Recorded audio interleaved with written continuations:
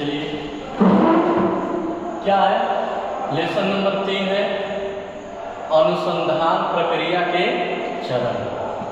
क्या हमारे लेसन का नाम है? अनुसंधान प्रक्रिया के चरण, जिसको हम अंग्रेजी में कहेंगे स्टेप इन रिसर्च प्रोसेस। देखिए जिस प्रकार से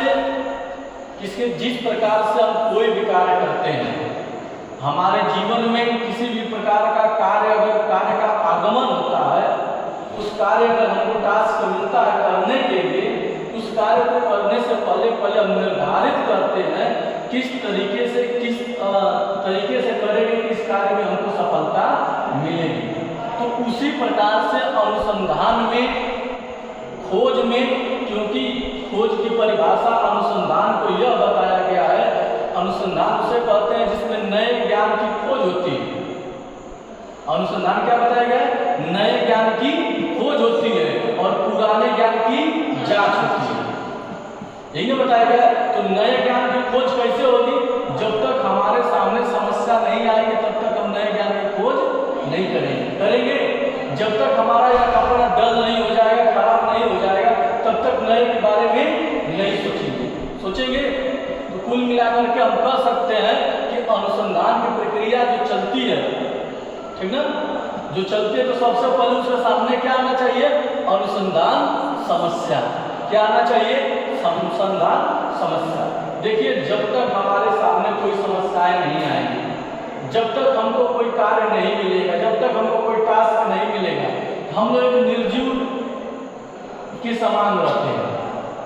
अगर आपको कोई कार्य न मिले, आप ही को पढ़ाई छुड़ा करके घर पर बैठा दिया जाए, आप क्या करेंगे? इधर उधर घूमेंगे, क्या करें, कोई काम ही नहीं है। वहीं पर अगर आपको काम रहेगा तो आप व्यस्त रहेंगे। तो सबसे पहले अनुसंधान क्या मांगता है? समस्या मांगता है, तब जाकर नई चीज की खोज करता है ना। तो पहला चरण हमारा क्या है? अनुसंधान समस्या। क्या है? अनुसंधान समस्या। तो इस जब समस्या हमारे सामने आ जाती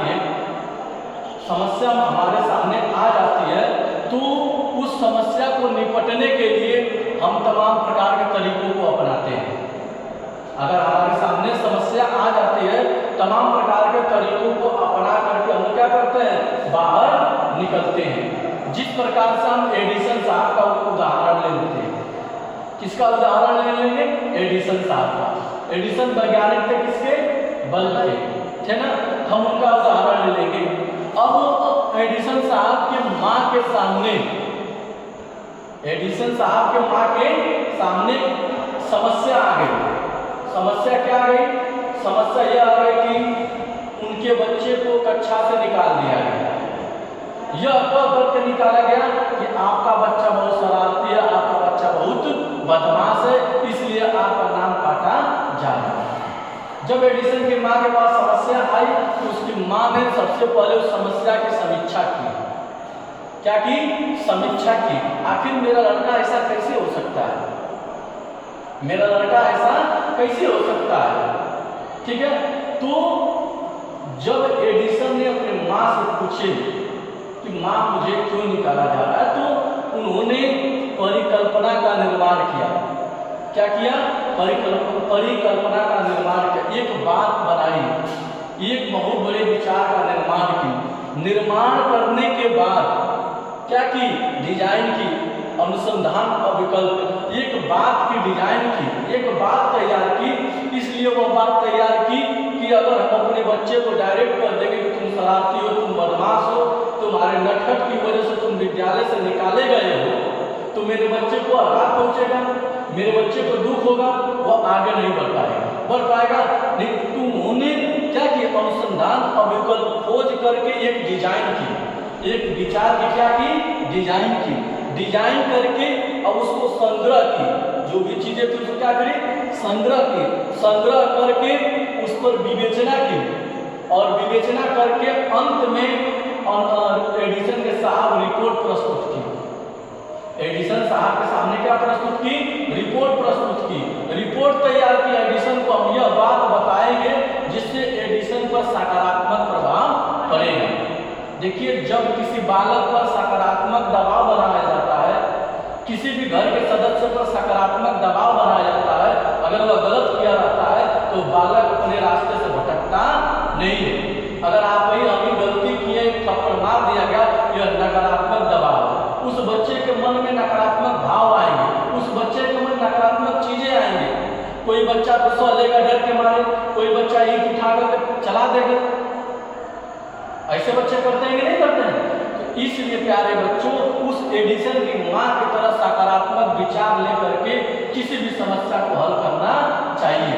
तो कौन सी रिपोर्ट एडिसन की माँ तैयार की? उन्होंने अपने बच्चे से कहा कि तुमको इसलिए नहीं निकाला गया है कि तुम मैडम से शरारत किए हो, तुमको इसलिए नहीं निकाला गया कि तुम मैडम से प्रश्न किए हो, तुमको इसलिए नहीं निकाला गया कि मैडम को परेशान कर रहे थे। बेटा, तुमको इसलिए निकाला गया है क्योंकि तुम इतने पढ़ने में तेज हो, तुम इतने पढ़ने में तेज हो कि मैडम तुमको पढ़ा नहीं पाएंगे, इसलिए तुम्हारा नाम काटा गया है। किसका विचार था?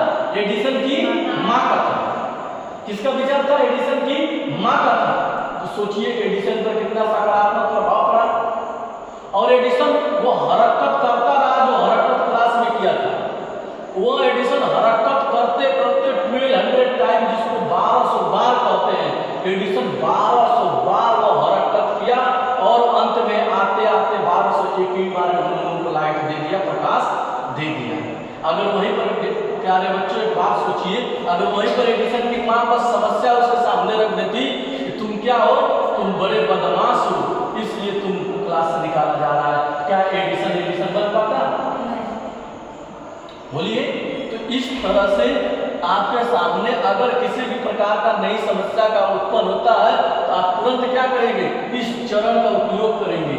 अगर इस चरण से होकर के गुजरेंगे, न आपको परेशानी होगी, न आपके सामने वाले को परेशानी होगी, रास्ता भी निकल जाएगा और काम भी हो जाएगा।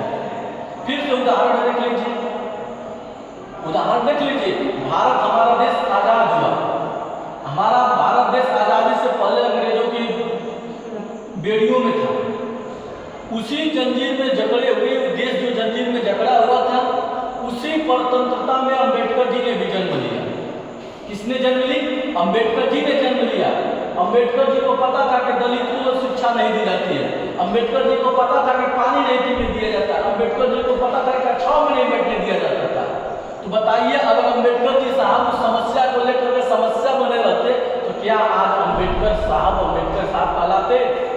उन्होंने समस्या को जाना, समीक्षा की, परिकल्पना का निर्माण किया, उसकी डिजाइन की, तमाम प्रकार के ज्ञान संग्रह किए, संग्रह के बाद जितने परिणाम है उसकी विवेचना की, अंत में वह संविधान निर्माता कहे जाने लगे।